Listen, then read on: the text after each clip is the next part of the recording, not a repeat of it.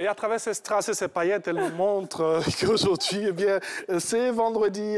Bon Juma, bonjour aussi, Méliane Cuny. Bonjour Angèle, bonjour Alix. Bonjour Méliane. Alors, vrai ou faux, on en parle d'abord. On fera le récap de 2020. Quels ont été ces grands moments sur le net en 2020? On va dire que 2020, ça a été l'année de la pandémie à coronavirus. Donc, toutes les fake news qu'on avait parlaient de la pandémie à coronavirus. On a déjà le top 5 des fake news avec la Covid. Déjà, la première fake news, c'était que les ondes 5G et autres donnaient le coronavirus. Après, on avait cette information qui nous disait que dans le virus ou dans les gènes, on avait inséré le VIH et tout ça. Après, on nous disait qu'il fallait s'asperger d'alcool et de chlore pour éviter le coronavirus. Après, on nous a dit que le vaccin, il y avait un vaccin qui venait de Bill Gates avec des puces et tout ça pourrait pour nous retracer et tout. Nous empêcher d'avoir la maladie. Après, on nous a dit qu'il faut se gaver de vitamine C. Mais tout ça, c'était... Sans oublier les feuilles de Nîmes. Oui, feuilles de Nîmes, gingembre, bicarbonate de soude, on a eu tous les remèdes possibles, mais tout ça, c'était faux. Aussi, on a toujours cette spéculation en disant que sur les territoires où il fait chaud, donc en Afrique, la chaleur empêche le coronavirus. Mais bon, je ne suis pas sûre que ce soit... On a vu aussi quelque part que bien quand on a cette maladie, on ne peut plus faire d'enfants et tout. Tout ça, mais bon, tout ça, c'est... Ce sont des fakes. Ce sont des fake news. On a aussi reçu pas mal de messages WhatsApp durant cette période. Attention, le confinement, c'est dans combien de jours? Aujourd'hui, on a le couvre-feu. Et tout ça, ça circulait sur les réseaux sociaux. Donc, c'était pas de vraies informations. Et l'année 2020 s'est terminée avec cette info sur le pain à 350 francs. Ouais. Donc, tout le monde, ça donnait à cœur joie. On a eu le communiqué du ministre qui a attesté que non, c'était pas une vraie information, c'était plutôt une fake news. D'accord, et cette information même devra être suivie encore, hein, parce que bon, les boulangers annonçaient pour le 15 c'est bientôt, on verra bien ce qui va se passer, nonobstant le communiqué du ministère du Commerce. Ça, c'était pour l'année 2020. Hélas, le mensonge continue son chemin, et cette semaine encore, on en a eu.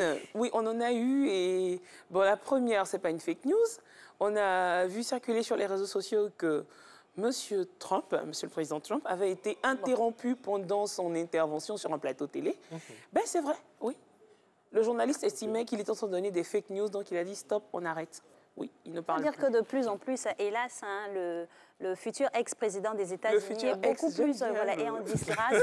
On a vu aussi sur la toile comme quoi le fondateur de Facebook interrompait ses activités. Il a été, son compte Twitter a été bloqué, donc voilà quoi. Ah, quand il n'est plus là, c'est pas beau, hein? Non, mais en plus, durant cette période-là, il a conçu pas mal de fake news. D'accord. Il a même fait une vidéo, je pense qu'on la verra vendredi prochain, une vidéo où on voit M. Joe Biden en train de dormir.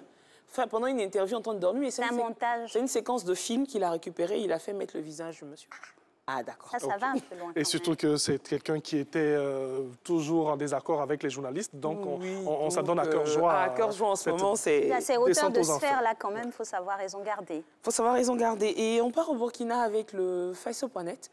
Le compte Facebook du Faiso.net a été piraté et ils ont annoncé un couvre-feu, alors que c'était une fake news. Donc, ça ne venait pas du Faiso.net, mais hélas, ça a pris tous les réseaux sociaux. Alors là, dis donc, c'est le lieu de faire attention et de vraiment sécuriser les comptes officiels. Oui, il faut sécuriser les comptes officiels. On a aussi cette information, en ce moment, on reçoit encore la pandémie à coronavirus. On reçoit des messages, oui, en ce moment, la mutation du virus, donc ça affecte la sexualité, ça affecte différents compartiments et tout. Mais c'est faux. Donc toutes ces informations sont sur WhatsApp, on reçoit ce qu'il faut faire, il faut boire de l'eau chaude et tout ça. C'est encore faux. C'est important de le rappeler pour éviter que tout le monde s'adonne à cœur joie à partager ce genre d'informations. Mais c'est faux. Mais justement, pour que les téléspectateurs puissent s'abreuver à la vraie source, où se diriger en matière d'infos? Sur le site officiel de l'OMS, on a toutes les informations sur la pandémie à coronavirus. Il y a même la possibilité de poser des questions, d'avoir des solutions. Donc, aller sur le site de l'OMS, c'est plus simple. Et en ce moment, on est dans le mois de janvier. Certains on dit qu'on a la fauchematose, la janviose. Et on a une information qui circule comme ça, disant que l'UNESCO donne 400 $ justement aux personnes défavorisées. Ah, C'est faux. c'est où ça? Donc, en ce moment, le lien dans les groupes WhatsApp, sur Facebook, on nous dit, mais l'UNESCO ne donne pas 400 $ en ce moment. Oui. C'est une fake news, donc il faut éviter de renseigner, parce qu'il y a un lien en plus qui ramène sur un site. On récupère vos informations, on récupère vos données, et puis ben, ça passe là. Quoi. Oui. Surtout qu'il y a des artistes en ce moment qui, pour ce qui est vrai, eh bien, font des directs sur Facebook pour donner de l'argent et tout. Mettre Oui, ça fait. On a vu Gilson. Vital hier aussi qui faisait dans un direct. Donc, vraiment, il faut aller doucement avec les Il faut infos. aller doucement avec les infos. Et c'est l'occasion, je pense que Kaspégic parlait de lui tout à l'heure. Moi, de Versailles, pourquoi il me plaît? Il a changé le référencement de Versailles. Avant, lorsqu'on allait sur Google, lorsqu'on tape de Versailles, on voyait le château de Versailles. Oui. Mais maintenant qu'on tape de Versailles, on nous ramène en Côte d'Ivoire. Dis donc, franchement, il a de l'ambition. Oui, oui, oui. Sans faire exprès, avec le buzz et tout, ça référençait la Côte d'Ivoire. Donc, félicitations, chapeau à de Versailles. Quoi. Oui. Et puis, bon vent à lui. Hein. On espère qu'il ne va pas se retrouver encore aux prises avec d'autres balais. Non, il n'y aura pas d'autres balais cette fois-ci, je pense. Alors, pour en revenir toujours aux astuces pour éviter les fake news, quelles sont vos recettes? OK. Aujourd'hui, on parlera d'images. Donc, on va utiliser deux plateformes. On va aller d'abord avec Google Images. Avec Google Images, on a la possibilité de déterminer l'origine d'une photo. Donc, vous tapez Google Images, google.image.com, dans la barre d'adresse ou la barre de recherche.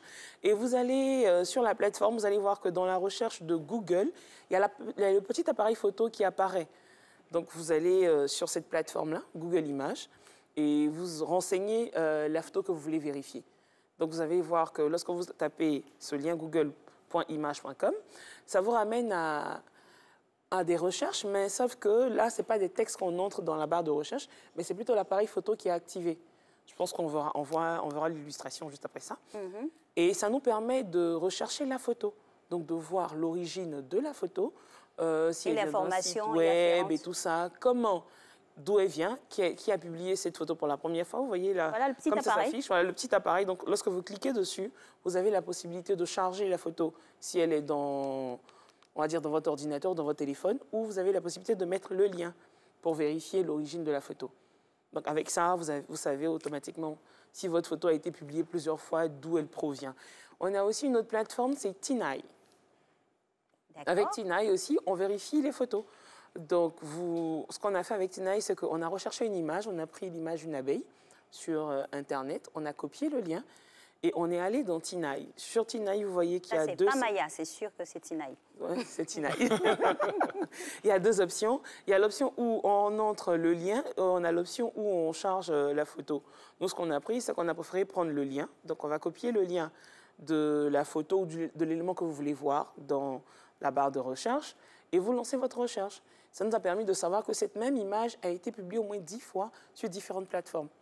Donc, ça vous permet, vous, chez vous, de vérifier les informations, de voir d'où proviennent vos photos pour éviter de donner de fausses informations. On a tout à notre portée, et donc Ouais. on peut quand même vérifier tout ce que nous avons sur le net et puis ne pas avaler Ouais, cela. il faut éviter de publier sans avoir vérifié. Vérifier vos sources, c'est important. Souvent, on publie, on partage plusieurs fois, on insiste même là-dessus, et pourtant, ce sont de fausses informations. Oui, c'est de vraies fausses informations.